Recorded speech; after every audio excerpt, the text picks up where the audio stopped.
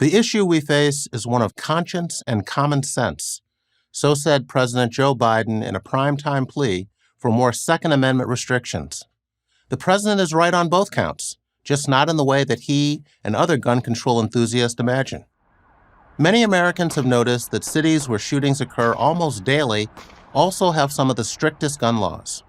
Using common sense, they've concluded that more gun control legislation isn't the solution, because criminals, by definition, don't respect laws.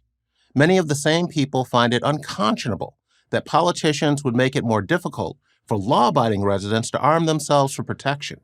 Many of these law-abiding citizens happen to be Black.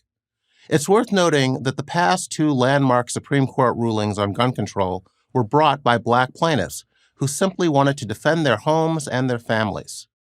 Moreover, they hailed from cities controlled by progressives who have done a poor job of protecting low-income minorities from criminals.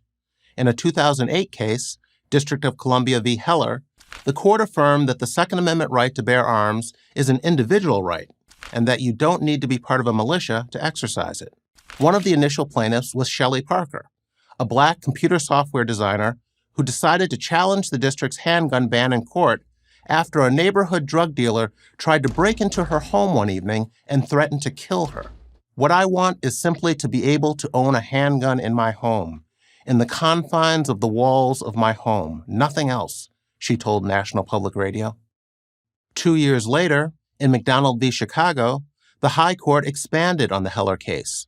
The lead plaintiff was Otis McDonald, a Black Chicago retiree who wanted to own a handgun for protection from the gangs that terrorized his low-income neighborhood. It's well known that gun sales have surged in recent years, but less well known is that Blacks have led the trend.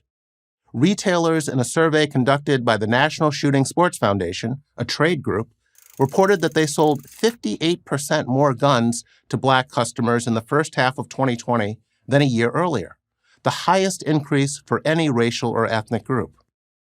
Personal safety tops the list of why people decide to buy a firearm.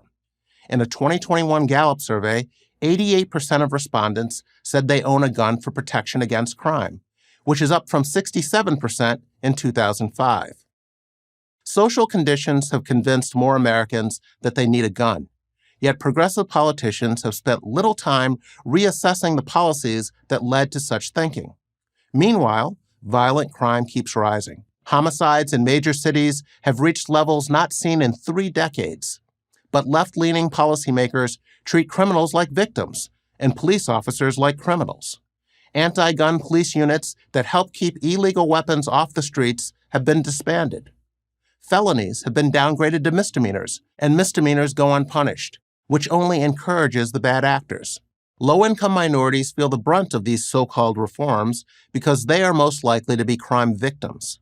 The same defund the police progressives who have spent most of the past decade undermining efforts to combat crime are now using sensational but rare mass shooting tragedies as an excuse to limit people's ability to defend themselves. Some want to ban assault weapons, raise the purchase age to 21, and expand background checks. Yet there's no evidence that any of this will address either the next mass shooting or the day-in, day-out gun violence that has driven so many Americans to become first-time gun owners. The question is whether more restrictions on ordinary Americans in a nation that already has more guns than people will reduce the number of lives lost. Most mass shooters in recent decades have been over 21. The assailants in Buffalo, New York, Uvalde, Texas, and Highland Park, Illinois, passed background checks. Gun control advocates like to make selective comparisons with other countries, such as Japan, where both gun ownership and gun crimes are lower than in the U.S. But lower levels of gun possession don't necessarily translate into lower levels of violent crime. Gun ownership rates in Switzerland and Austria, for example, are significantly higher than in Germany, even though the Swiss and the Austrians have lower murder rates than the Germans. Likewise, Russia and Mexico have stronger gun control laws than the United States does, yet they have higher homicide rates.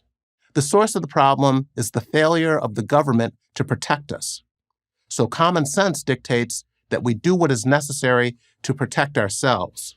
Frankly, it's foolish to believe that the best response to people who commit crimes with guns is launching a holy war against people who respect gun laws.